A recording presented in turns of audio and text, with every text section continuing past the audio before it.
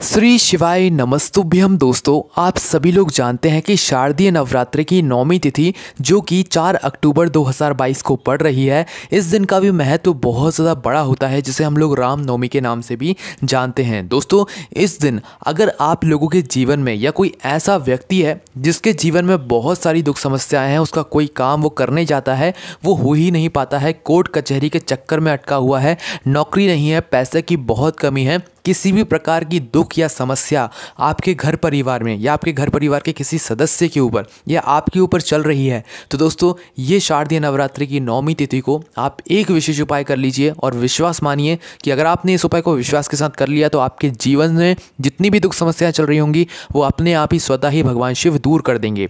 तो करना क्या है, उपाय को इस थोड़ा ध्यान से सुनिए। दोस्तों, यह उपाय सिर्फ रामनवमी के दिन का है, मतलब 9वीं तिथि के दिन का है। तो करना क्या है, सबसे पहले आपको जो है एक लेनी है मौली। मौली किसे कहते हैं? एक लाल धागे को कहते हैं, जिसे हम नाड़ा भी कहते हैं।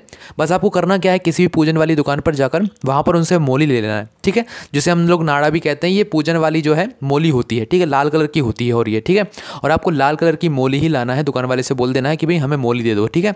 तो वो लाल कलर की आपको मौली दे देगा, उसको लेकर अपने घर आ जाना है। घर आने के बाद जो है आपको क्या करना है, 9वीं तिथि के दिन ही आपको एक घी का दीपक तैयार करना है। आटे का होना चाहिए, उसमें गोल बाती रखना है और उसमें घी डालना है। ये तैयार कर लेना है, एक मौली लेना है और एक घी का दीपक तैयार कर लेना है, ठीक है, गोल बाती का और आटे का। इसे लेकर आपको जाना है 9वीं तिथि के दिन प्रातःकाल सुबह से लेकर शाम के बीच में कभी भी आप इस उपाय कर सकते हैं।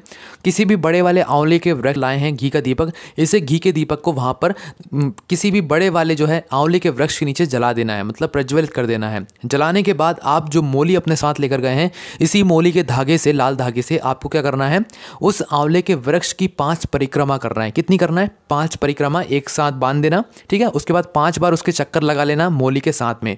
तो 5 परिक्रमा के साथ में आपको 5 बार जो है उस आंवले के वृक्ष के ऊपर जो है यहाँ पर मौली बांधनी है। 5वां चक्कर जैसे ही हो जाए तो भाई उस मौली को तोड़ लो। 5वां चक्कर होने के बाद मौली को तोड़ने के बाद अपने पास रख लो।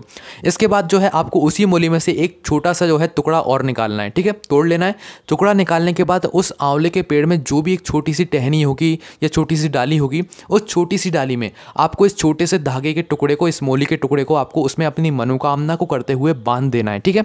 बांधने के बाद बस यहाँ पर अभी यह उपाय हो जाता है, ठीक है। अब आपको अपने घर वापस आ जाना है। 9वीं की तिथि के दिन का बस इतना ही काम है। अब 10वीं तिथि के दिन प्रातःकाल सुबह वापस से आपको एक घी का दीपक तैयार करना है। आटे का गोल बाती को उसमें घी मतलब डाल देना है, ठीक है।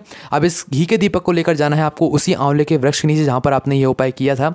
उस बड़े वाले आंवले के वृक्ष के नीचे जाकर वहाँ पर आपको करना क्या है कि इस दीप को जलाकर आपने जिस भी आंवले की डाली में उस धागे को बांधा होगा, उस मौली के टुकड़े को बांधा होगा, वो मौली को आपको खोल लेना है। सिर्फ उतने टुकड़े को आपको खोल लेना है उस डाली में से और उसे अपने हाथ के कलावे पे बांध लेना है, मतलब अपने हाथ में बांध लेना है भगवान का आशीर्वाद समझते हुए। और जो आपने 5 परिक्रमा करी थी उस धागे को आपको कुछ नहीं करना है, बस जो आपने अलग से टुकड़ा जो है मौली का आंवले की डाली पर बांधा था, वो डाली का धागा तोड़कर आपको अपनी हथेली पर बांध लेना है और बस अपना काम पर निकल जाना है। जिस काम के लिए आप शुरुआत कर रहे हैं, जो आप भगवान का आशीर्वाद चाहते हैं जिस काम में के लिए, उस काम में जो है आप निकल जाइए। आप उसमें ज़रूर सफल होंगे। बस इस मौली को जो है अपने हाथ में, इस मौली का टुकड़ा अपने हाथ में ज़रूर बांध लीजिएगा। बस यहाँ पर यह उपाय पूरा हो जाता है। 9वीं के दिन यह उपाय शुरू होगा और 10वीं के प्रातःकाल सुबह यह उपाय आपको पूरा कर लेना है, ठीक है, अपने हाथ में वो कलावा बांधने के बाद। बस यहाँ पर यह उपाय पूरा हो जाता है। भगवान शिव आपकी सभी मनोकामनाओं को, दुख समस्याओं को दूर करेंगे, आप पर अपना आशीर्वाद बनाएंगे। आपको कोई भी समस्या आती है तो कमेंट करके पूछ सकते हैं। ओम नमः शिवाय, जय बोले बाबा श्री शिवाय नमस्तुभ्यम।